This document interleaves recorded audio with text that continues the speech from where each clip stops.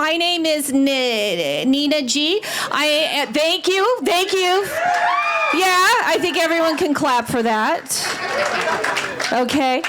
So I am a stand-up comic, and I'm going to be your host. I am a person with a disability. I stutter, and I have dyslexia. And there are some things that you should know, and I'm going to tell you what I tell people when I go on job interviews, when I'm new to a group. What I tell people is, I stutter, and you're just going to have to wait for all my brilliant ideas. That's what I tell them. Yes. And that is my very nice way of telling people to shut the hell up, okay? Like, I'm smart, whatever you've seen on TV, I'm smart. So it is an honor to be the host of the event. We are celebrating 35 years of the Americans with Disabilities Act. Oh, yes. And for those that don't know, the ADA is a civil rights law that protects us from discrimination, also providing accommodations. So it's so important for all of us to participate in every aspect of the American life. And this is sponsored by the Department of Rehabilitation, and we'll be talking more about that. Please give it up for them and everybody involved. And Cynthia's been awesome in this. And let me get the name of our next presenter. So Department of Rehabilitation, it does so many things. And it is my great honor to have Candace kick this off. Candace is the Department of DOR, or the Department of Rehabilitation's Deputy Director of Inclusion, Diversity, Equity, and Accessibility. So everybody, please welcome Candace. Thank you, Candace.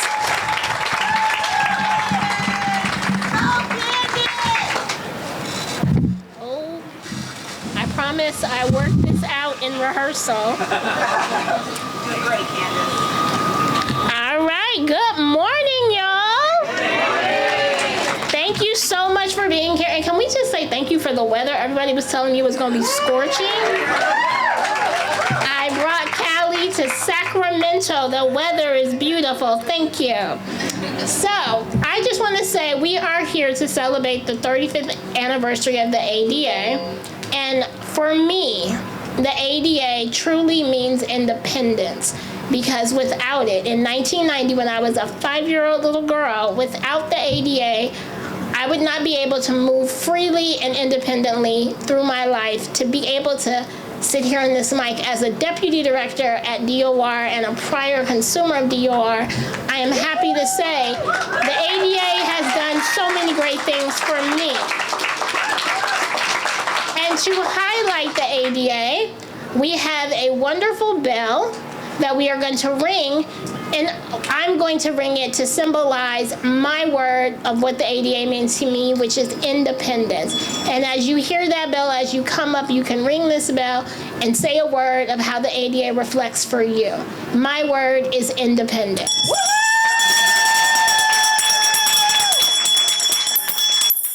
Thank you so much, and I hope you enjoy the rest of this event.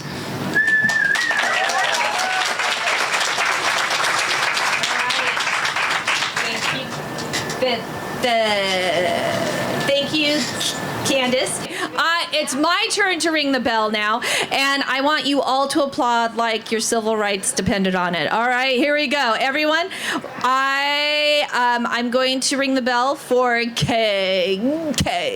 community. Awesome. So next up, I'm going to be introducing Secretary Kim Johnson. Kim is from the California Health and Human Services Agency, which the agency is comprised of departments and state entities that support the health and well-being of Californians. So everybody, please welcome Secretary Kim Johnson.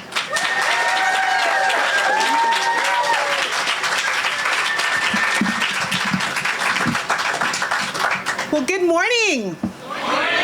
It is wonderful to be in community with you today, and I will start off. The ADA means to me activism. I want to honor our ancestors, our elders, our mentors who got us to a point of ADA passage and Disability Pride Month that we celebrate every July. Just so much. It means so much to me that you all are coming out in your leadership. It's certainly benefited those with disabilities, but it's benefited all of us. Equity, inclusion, accessibility, being intentional about how we're being accessible for all is just critical. And I thank you not only as the Secretary of the California Health and Human Services Agency, who has a responsibility to every Californian in this wonderful state, but also as an auntie of a nephew with a disability who is thriving and benefiting from the opportunity to be engaged in employment, to meet his dreams and desires every single day in what he does. So super grateful for our activism to not only build on the progress that's been made to date, but what more we are going to do together. So can I say activism again? The other piece I am just grateful for are the other leadership of the agencies in the room. I want to thank Director Rutledge, who has just recently been appointed Director of the Department of Rehabilitation, as well as Pete Cervinka, the Director of the Department of Developmental Services, here from the California Health and Human Services Agency. And also my colleague, Secretary Wade Crowfoot, who's joined us here from the Natural Resources Agency.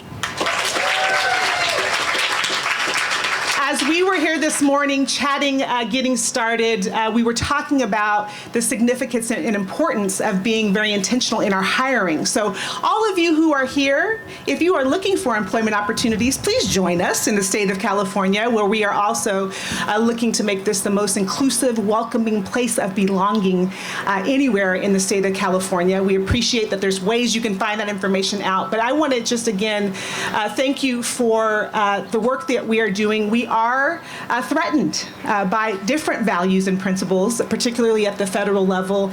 And I am so grateful to be in leadership, in partnership with all of you, where we recognize the importance of not just being well-intentioned, but taking action to be inclusive in the work that we do. So thank you for all that you do. Glad to be with you, and more to come and more to do together. Thank you.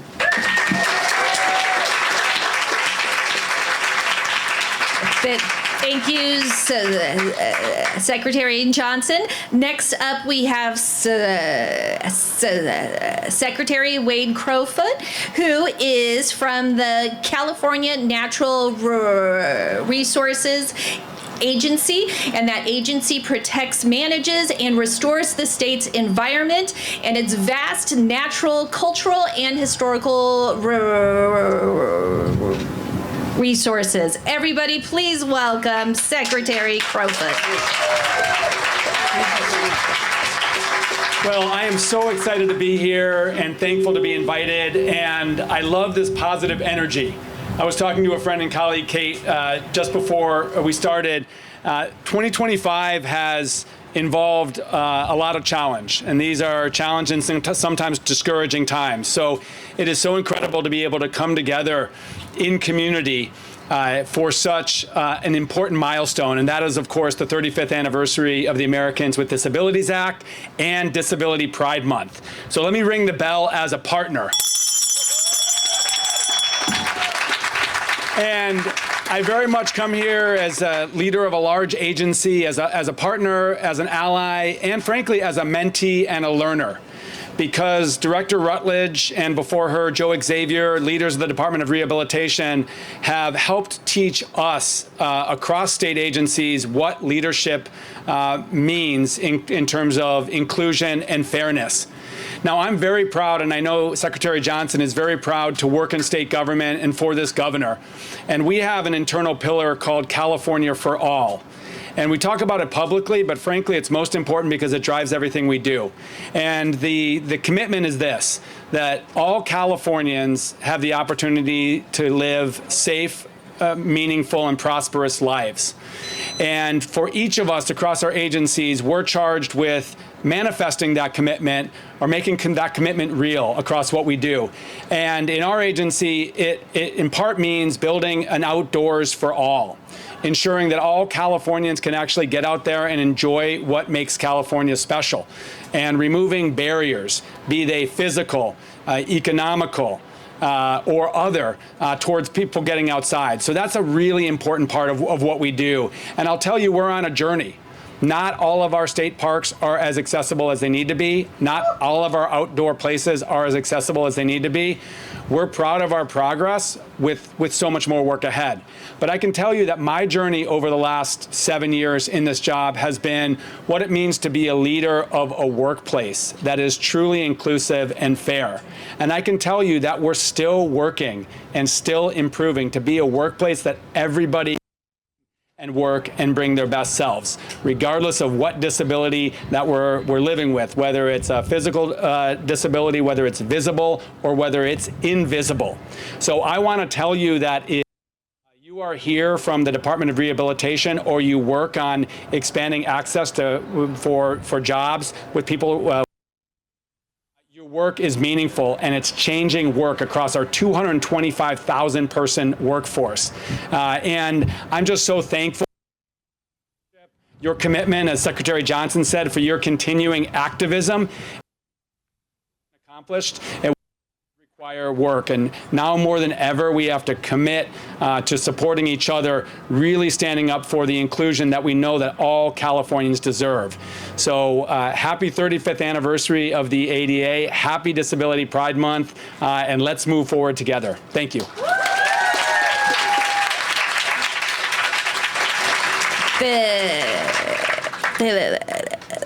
Thank you, and thank you for keeping our parks very accessible, and you see why we need that. So thanks for all your work. All right, next up, there is an agency that does a ton of work in Sacramento, but also in America in general. They are advocating all over the place. It is the Disability Rights of California, who defends, advances, and strengthens the rights and opportunities of all of us. So everybody, please welcome this woman. I see her everywhere. You have no idea. I see her dives and just everywhere. Secret. Yeah. Okay. No. So I'm so happy to see her now. Everybody, please welcome the Disability Talent Liaison, Elizabeth Campos.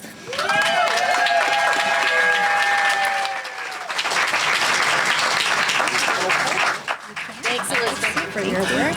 Yeah. Here's the podium. Thank you. To the right of the microphone. It is up here. Okay. Hi, everybody. How's it going? Can I get a whoop whoop? All right. Can I get another one while I try to figure out where the bell is? Okay. Thank you. So, I'm Elizabeth Campos. I'm ringing the bell. My word for y'all is disruptive. Okay? Because I'm trying to figure out where the...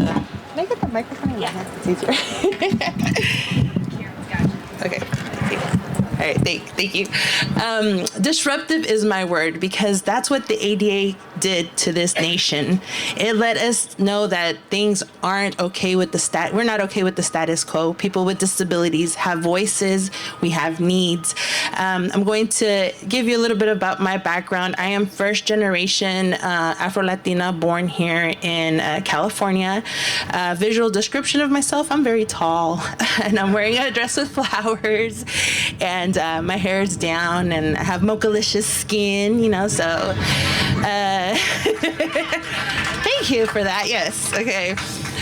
So by telling you that I'm first generation born, that means that my family came to this country, didn't speak the language, much less didn't know anything about disabilities or disability rights. I was 4 years old when the ADA was established into law, so you guys can do the math on that one. And at that age, I had no idea that one day I would benefit from the ADA. I was born sighted, and so when I, at the age of 15, started to lose my eyesight, started to learn things about the ADA. The ADA makes it illegal for anyone to discriminate against you at work, at church, any public place, employment. That's what the ADA stands for. But it wasn't easy to get the ADA established, was it? No, it was not. It took sit-ins, like the 504 sit-in, where people stayed locked up in buildings for days to get attention. It took things like, I'm reviewing my notes. The Capitol crawl, where people actually got out of their wheelchairs and started crawling up the Capitol steps because those places weren't accessible. The ADA isn't the finish line. It's established as 35 years, but that doesn't mean our work is done yet. In these 35 years, I want you to make some noise if you've been discriminated against because of your disability. Woo! Yeah, me too. Okay. And I can tell you where it's happened to me the most has been in the pursuit of employment. So I want to shout out Secretary Kim Johnson. Can we start working on the Cal HR website? That's where we need to start. If you want more disabled people in there, make the website more accessible, please. Speaking from experience, okay? I would love to be a member of your team. Sorry, DRC. My boss is in Washington right now. Don't tell him I said that. And in reality, the reason that I ended up in DRC was I applied for a couple of jobs with the state. And during one of my interviews, they told me that the system was too antiquated for someone like me with my needs and technology to be able to do the job. I'll have you all know that I now work in human resources for Disability Rights California. We have about 350 employees, and I'm doing it blind, baby. So,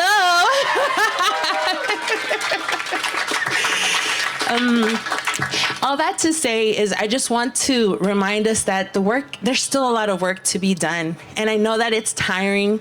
I know that it can be exhausting having to prove yourself day after day, whether it's, at the gym or going to a restaurant, or whether it's just sitting at the park minding your own business and having someone question, how did you get here?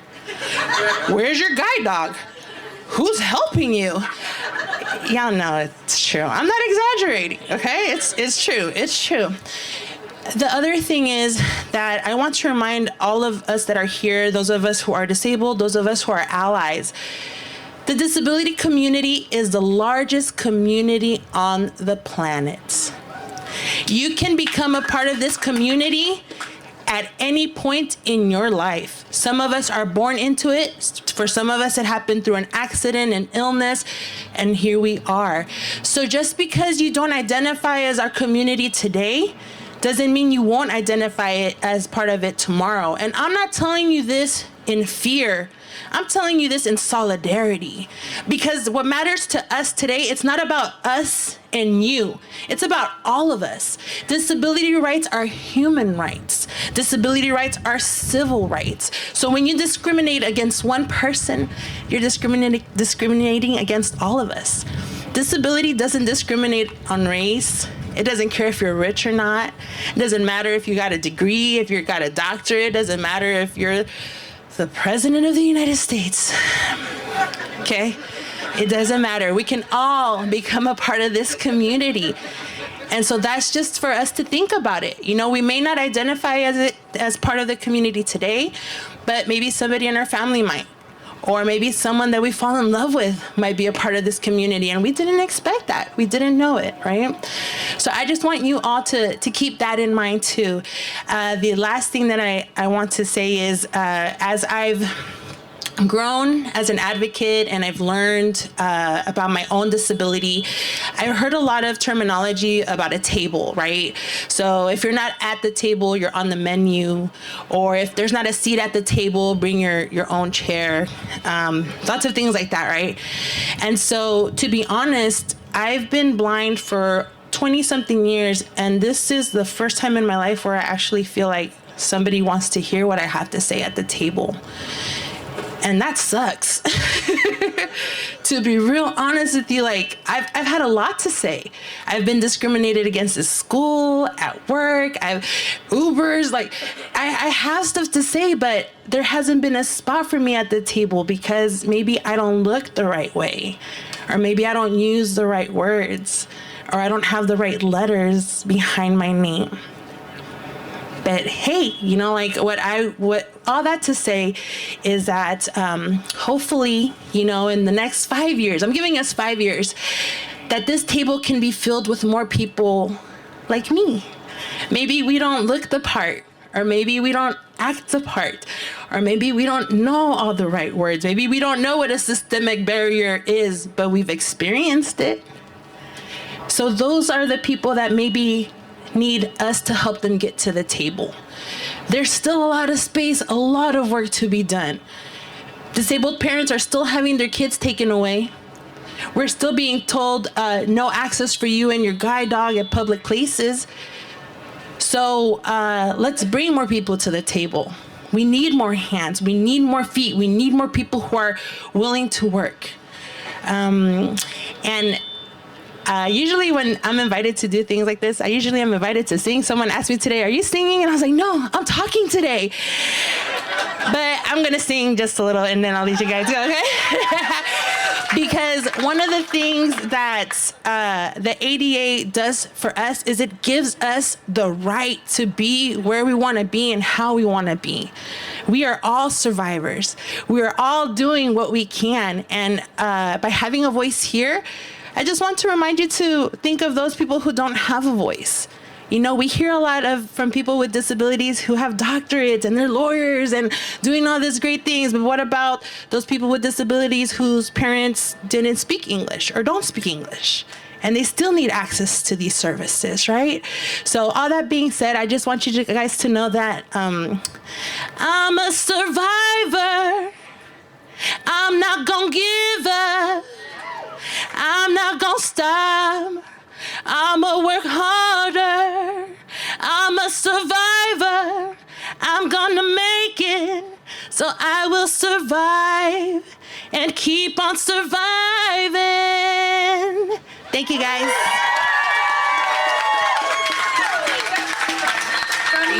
You are awesome. I'm going to give you a hug.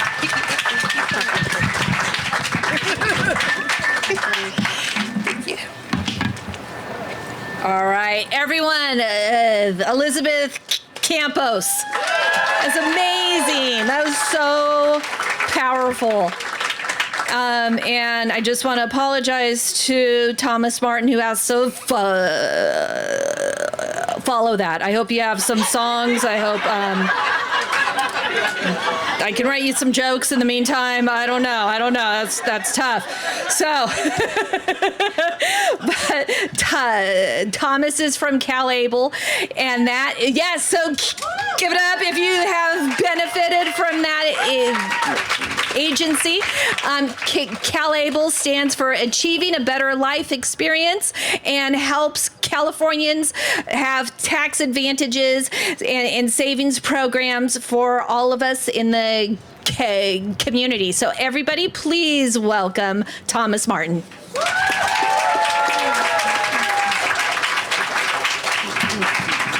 Hi, thank you. So that is unfair. Thank you for making me follow that.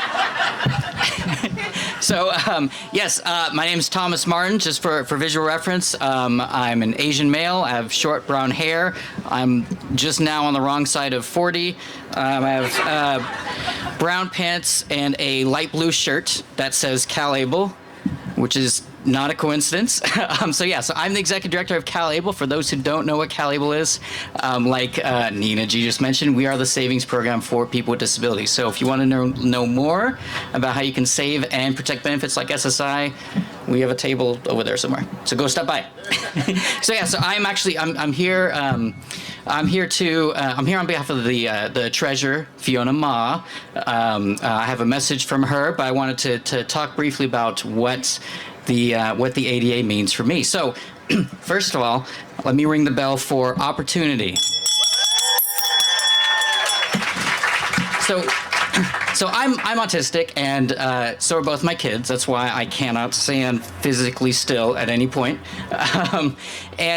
You know what the ADA represents is opportunity. The opportunity to be able to do the things that everyone should have the right to do.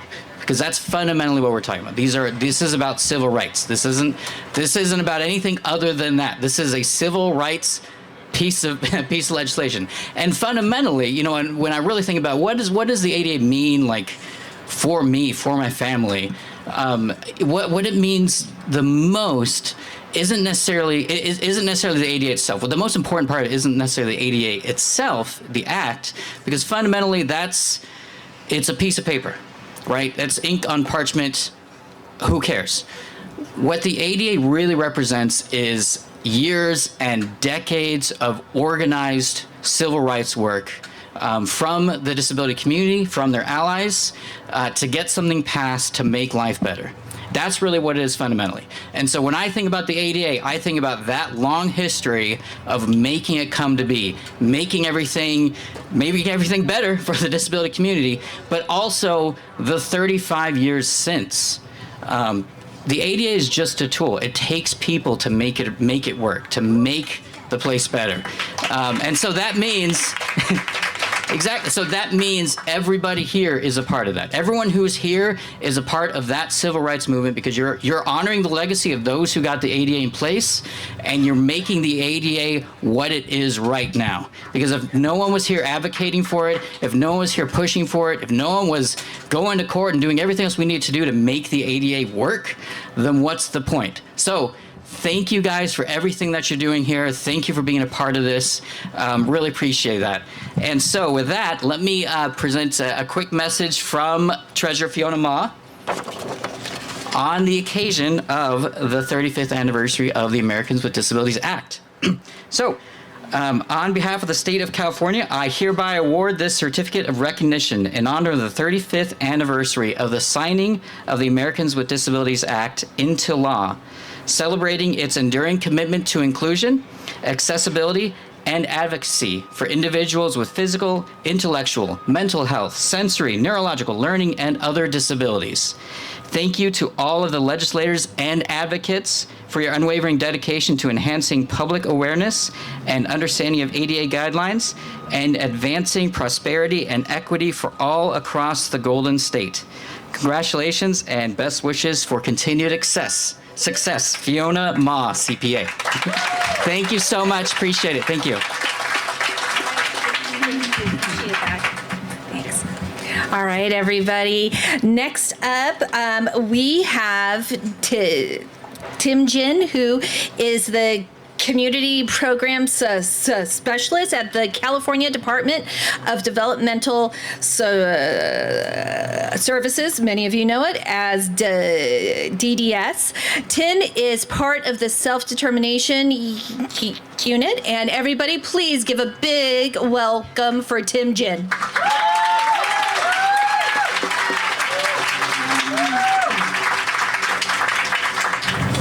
Hello, my name is Tim, and I work for the Department of Developmental Services. If you had asked me 35 years ago, when I was just starting high school, what I'd be doing in my 50s, I probably would have said, I have no idea. Back then, I was just a typical teenager, hanging out with friends, digging through record stores for the latest Vandals album, or, if punk wasn't your thing, maybe the newest release from Mariah Carey. Like most teens, I wasn't thinking too far ahead. Especially as a young person with a disability.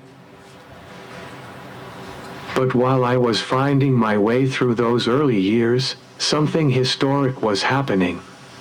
The passage of the Americans with Disabilities Act in 1990.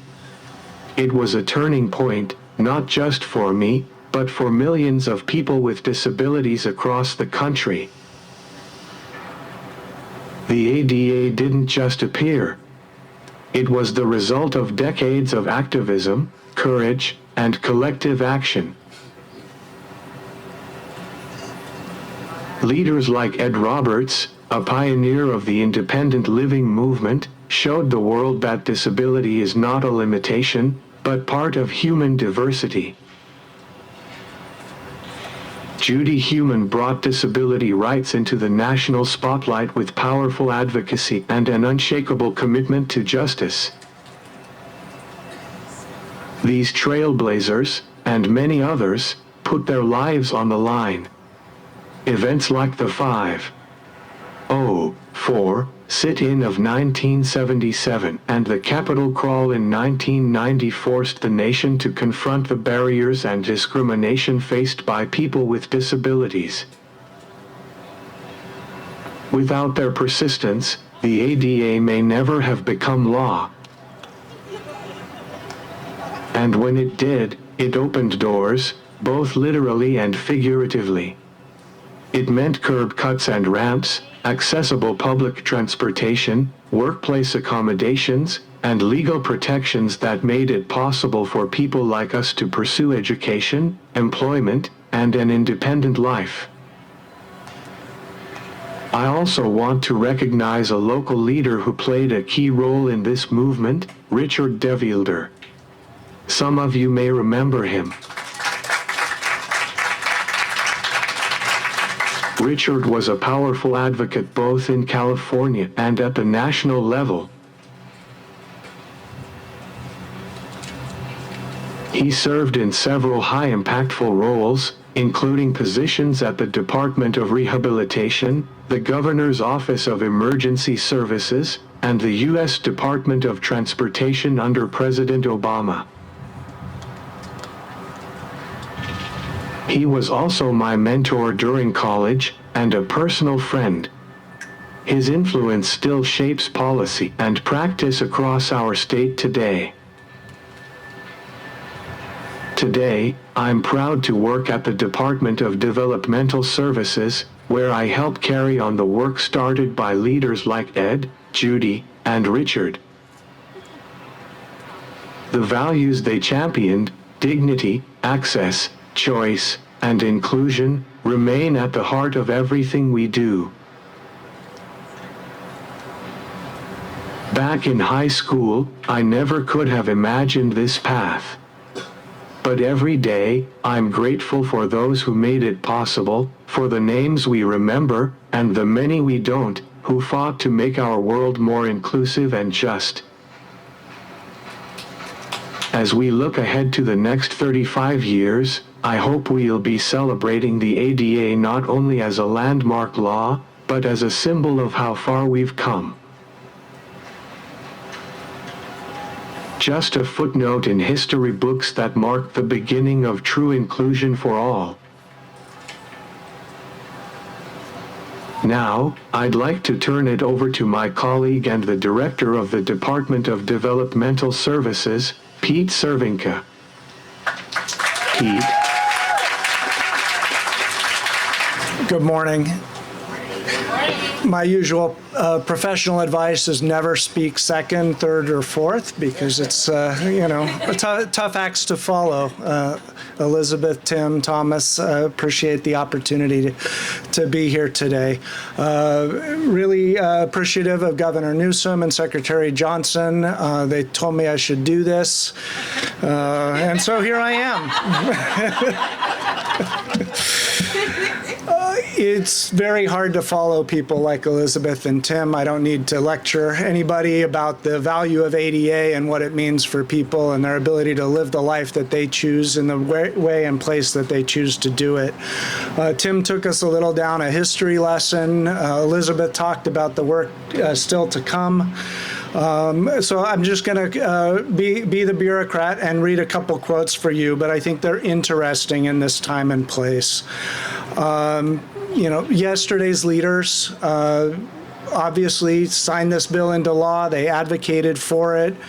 George Herbert Walker Bush, the senior version in 1990, when signing the ADA into law, called out that its signing is intended for us to pass through once closed doors into a bright new era of equality, independence, and freedom.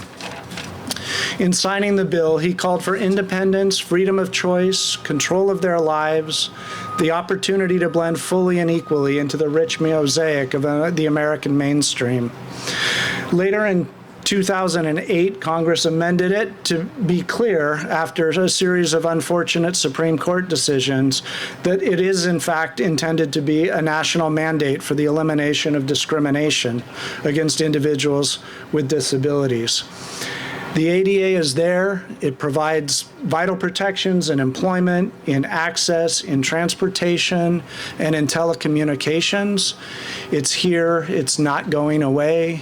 I know times are tough in the present environment, but I thought a couple quotes would be helpful as a reminder that disability is a personal thing. It's also something that has bipartisan support, always has, and always should be into the future. The continued existence of the ADA is a testament to how important it is and right for our country. I just want to take a second and thank the people 35 years ago that advocated for this and actually made it happen for us today. History lesson complete. Thanks everybody for being here. Thank you. Thank you. Everyone, Pete from DDD. I'm so glad that Tim introduced him because I was trying to say his name, Cervinka. So I appreciate that, Tim, for the introduction. It saved me some time in the car. So this is that. Okay. So next up, I am introducing a pair. So I am introducing Jen Troya and Katie Ladish.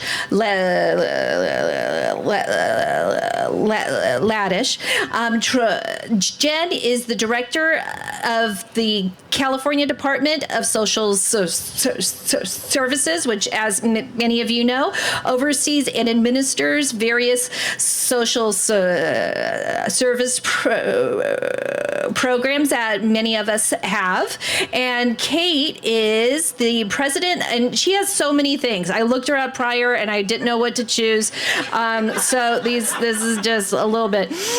So Kate is the president of the California In-Home Support Services, Consumer Alliance, and chair of Yolo County's IHSS Advisory Committee and Voting Accessibility Advisory Committee. So everybody, please welcome Jen and Kate.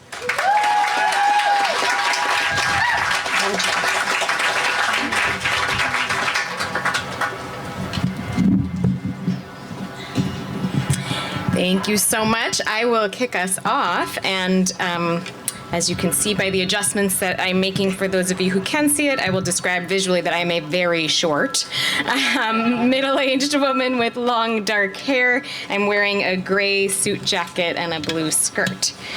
And I am so happy to be here with you today. I'm going to tell you first that the word that I'm going to choose today for the ADA is empowering.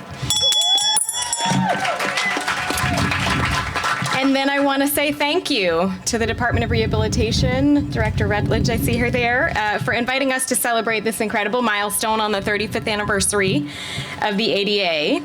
As we have heard about several times this morning, the ADA was the result of tireless advocacy by people with disabilities who organized, spoke out, and demanded what frankly should never have had to need to be asked for: full and equal access to public life. 35 years later, we are here to honor their legacy and to recognize that while we have made progress, our work is far from over. At the California Department of Social Services, or CDSS, we are committed to advancing the ADA's promise.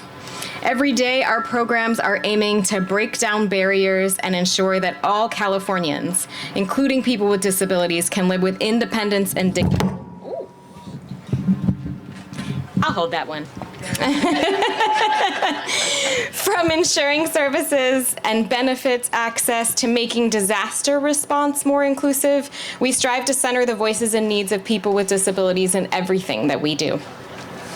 Our safety net programs like CalWorks and CalFresh create pathways to financial stability and food security, and we recognize that economic justice is inherently linked to disability justice. Our Housing and Homelessness Division works to ensure that all individuals have accessible and stable housing.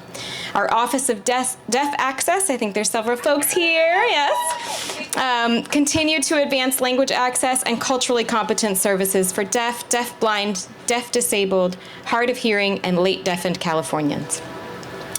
And talking about them is reminding me to speak more slowly. Our Immigrant Integration Branch provides critical support to immigrants with disabilities. Our Adult Programs Division, including the In-Home Supportive Services Program, enables individuals to live in their homes. There they are, thank you. With autonomy and dignity, reflecting the ADA's vision for community integration and choice, and so much more. The ADA's promise is honored when we listen to, elevate, and partner with the disability community. That means centering individuals with disabilities not only as service recipients, but also as leaders, experts, and decision makers in how programs are designed and delivered. We're committed to doing this work in partnership. And to that end, while I'm honored to be sharing with you the importance of these programs from my perspective, and that I view the ADA as so empowering, I also want to continue to recognize that the most powerful voices, as we've already heard here this morning, are from those with lived expertise. And to that end, it's my honor to introduce Kate Laddish, who will share her journey and how accessing services like IHSS has impacted her life. Please join me in welcoming Kate. That's right. It's tough not only to follow somebody so illustrious, but with a literal mic drop. I mean, let's hear it. So thank you, Director Troya, and thank you to all of the organizers. A quick visual description. I am a white woman in her 50s. I'm wearing a blue blouse and blue skirt and blue shoes. And yes, it is related to ADA and accessibility, and a purple scarf. And I am using a fabulous bright red powered wheelchair. And so nothing about us without us. The principle that people with disabilities must be included in making decisions affecting us is central to the disability rights and independent living movements, which gave rise to in-home supportive services. The goal of IHSS is to help qualifying people with disabilities, like me, remain safely at home rather than go into institutional care. Consistent with the program's philosophy, IHSS consumers are the employers, handling hiring, training, scheduling, and any firing of their care providers. And county advisory committees are consumer majority bodies. I have several rare musculoskeletal and neurologic conditions. Some are chronic, some are episodic with acute flare-ups, and one is progressive. Some are readily apparent to others, and some are not. Since having to leave my beloved career and go on disability about 20 years ago, Social Security, Medicare, and Medi-Cal, which includes IHSS, and accessible subsidized housing have kept me alive, housed, and fed. Thank you to all of you here, as an aside, who are part of those programs. It's a really heartfelt appreciation.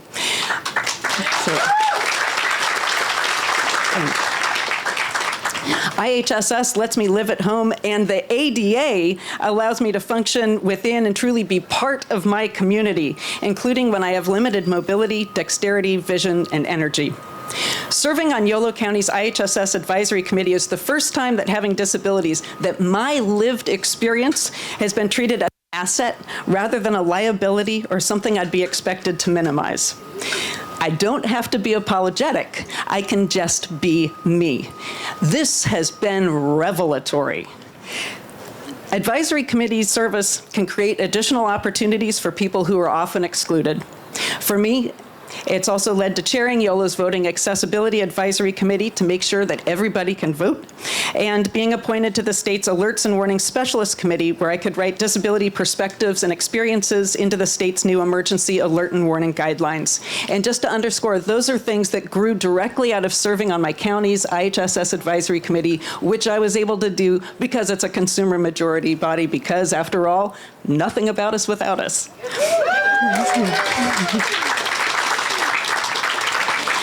And I want to say that that's one of the really extraordinary things about IHSS. Not only can it allow people like me to live safely at home, it can also be a pathway to increased engagement and leadership, and that's really extraordinary. That's something for us to hold on to. And finally, as president of the California IHSS Consumer Alliance, I encourage all IHSS consumers and providers to get involved at the local, state, and national levels. Your voices are welcomed and absolutely are needed. And so I would like to ring the bell, if I may. Can't pass up that opportunity. And so many good words have been used, but I'm going to say freedom for the ADA. Great. Thank you so much.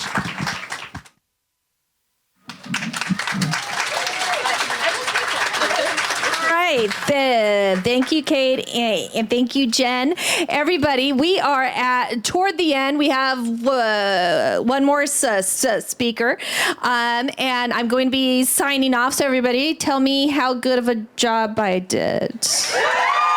Okay, thank you. Appreciate that. Thank you. If I can't get validation here, I don't know where it is. And also, it is an honor to be here to host the ADA, especially as someone who has dyslexia and someone who stutters. We don't always see our place in the disabled community, but we know that you have fought for us. If it wasn't for the blind community, I don't know if I would have gone to school and gone to college and gone to graduate school, because I needed those same kinds of accommodations that the blind community fought for. So we're really in this all together. And even though some of us may not be here or even acknowledge that we have a disability, I'm thankful that you fight for us even still. And also, I was a client of Department of Rehabilitation too. So I'm really happy to be here. I fought with them a lot, but nonetheless, all right, we'll have to compare notes afterwards. Nonetheless, they helped me to achieve my doctorate eventually, and that's why I'm really happy to be here. So I'm going to hand it off to Kim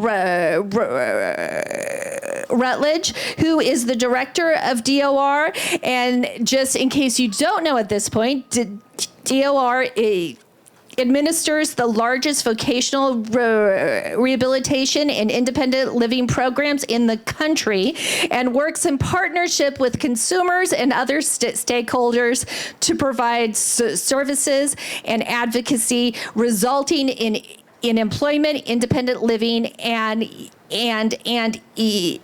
equality for all of us. So everybody, please welcome Kim. All right, let's, first of all, let's give Nina G another round of applause. Thank you, Nina. Thank you, and thank you all so much for being here today.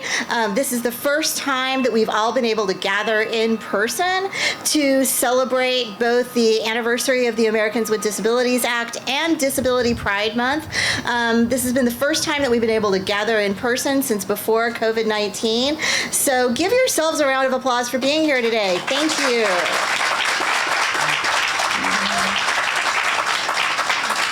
And I'd like to thank all of our partners today, Disability Rights California, and thanks to Elizabeth for, I'm not going to sing because none of you need to hear that, but thank you. Also want to thank all of our partner departments. I want to give a shout out to my IHSS team in the back there, which is the team that I got my start with when I came into state service. So I'm so excited to have them there today, along with our partners from the Department of Developmental Services, the other teams from social services. I'm seeing folks here from all over today. Cal Able, our Independent Living Center here today, United Cerebral Palsy, the Attorney General's Office, and of course our partners from Health and Human Services Agency and the Natural Resources Agency. So because we are, I think a few people forgot, but we're still ringing the bell. So the bell word that I am going to give today is hope.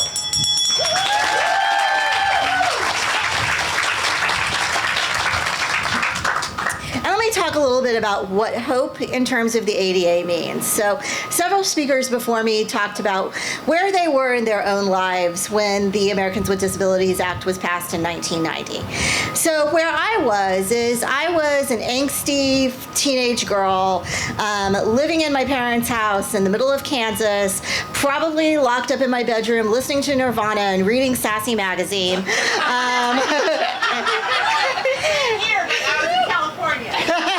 Right on, sister.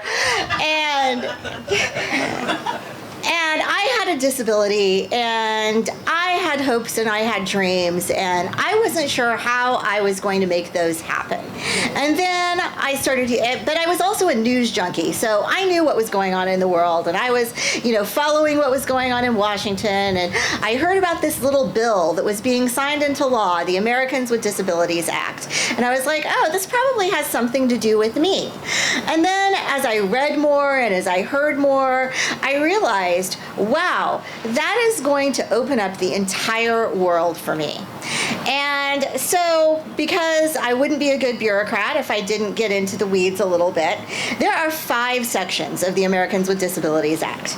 And they cover employment, public services, public accommodations, telecommunications, and miscellaneous provisions, which is, I guess, everything else. I think a lot of people here, and DOR in general, we talk a lot about employment. And employment is so important. And first of all, the first bit of hope that the ADA gave me was the fact that maybe someday I would be able to pursue my dreams and have a job and have a career. And when you were a person with a disability prior to 1990, that wasn't necessarily open to you. Then there's public services. So my family traveled a lot when I was growing up. I was very curious about the world outside of the small town that I was growing up in, but I wasn't sure how I was going to access it all. So with the provision of public services in the Americans with Disabilities Act, I had the opportunity to go more places and do more things. And that leads to the third title, which is public accommodations. So going somewhere and not worrying if the bathroom is accessible. Being able to book a flight on an airplane and not have to worry that the airplane can accommodate my wheelchair. Whatever it is, it was a way, what the ADA did was it opened up the entire world to me and to so many others. For telecommunications, it allows people like Jen, who spoke earlier, to be able to have devices and things to allow people to be able to have their voice, no matter how their voice is heard. And then those miscellaneous provisions, which is Category 5, really is what guarantees that the world is open to us and we have the opportunity to access it the same way that our able-bodied friends, family, and peers can. So with that, I am just so happy that today, here we are, we can continue to give hope to people. We have laws in place now, and we have accessibility, and we have a world that is so much more open and so much more accessible that allows people to be able to live whatever kind of life they want to live. And that would have not happened had our forefathers and sisters and mothers and everyone else 35 years ago not come together and done the advocacy that led to the ADA. So with that, I just thank you all for being here today. Be sure to stop by and visit all of our vendors on either side. And happy Disability Pride and ADA Month.